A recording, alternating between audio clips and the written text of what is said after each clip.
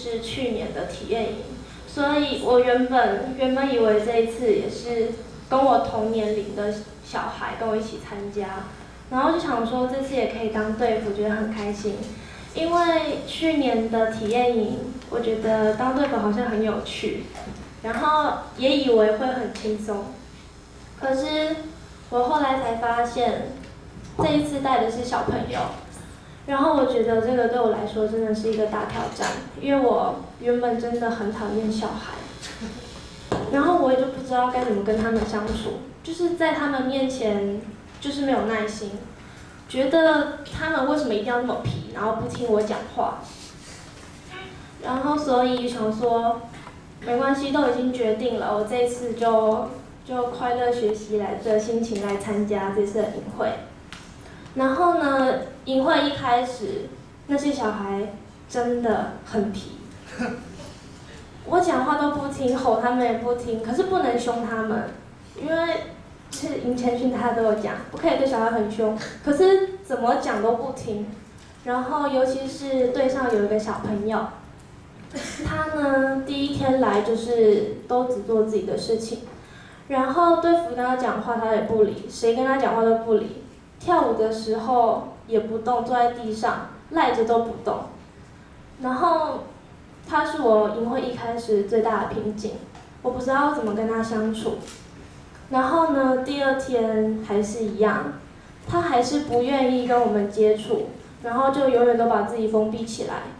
后来呢，我们这一队的队服就自己想了方法，然后也听了别人的意见，找了很多方法去关心他。后来发现，只要跟他讲他喜欢的东西，他感兴趣的东西，他会很愿意跟你聊天。所以我们这一队队服都感到很感动，因为从第3天开始到结束，他跟我们的感情都很好。然后呢，他让我真的很感动，因为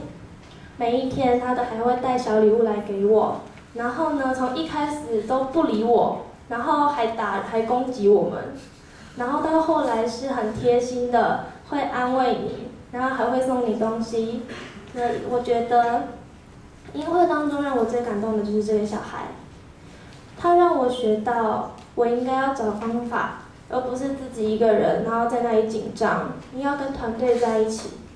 这一次的同工们都让我觉得很感动，因为你们很窝心，然后在我低潮的时候会安慰我，会给我方法，然后给我鼓励。这次的营会如果没有这些同工，我是绝对没有办法一个人撑下去的。都是因为有你们，所以我很谢谢你们。然后呢，其他的小孩一开始来也非常的不团结，然后我们跟他们沟通，做了非常多的就是活动之后，他们变得开始相信我们，我们变成一个组，而不是一个零散的个体。那些小孩呢，到后面呢，甚至都会对队服说：“我很喜欢你。”然后呢，有你是队服，我很开心。然后每一次看到这些小孩有了这些改变，然后我也觉得我成长了很多。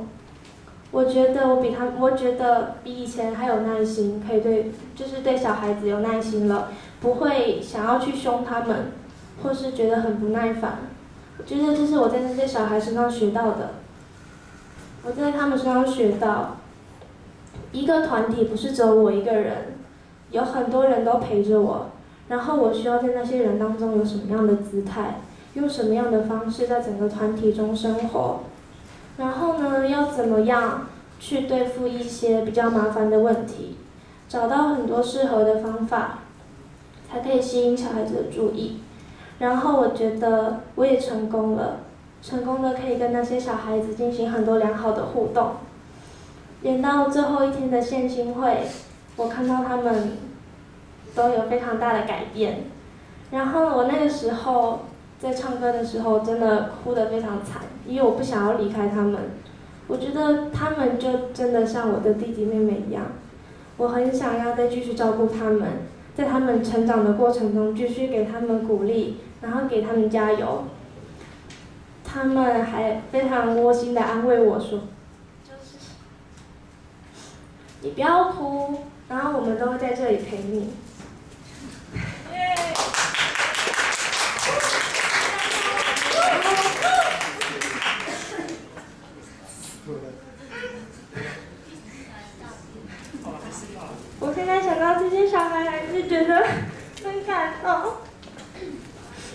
每一天都还是很想要见到他们。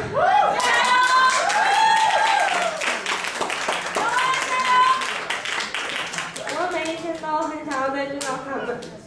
因为我觉得他们带给我很多勇气，给我很多力量。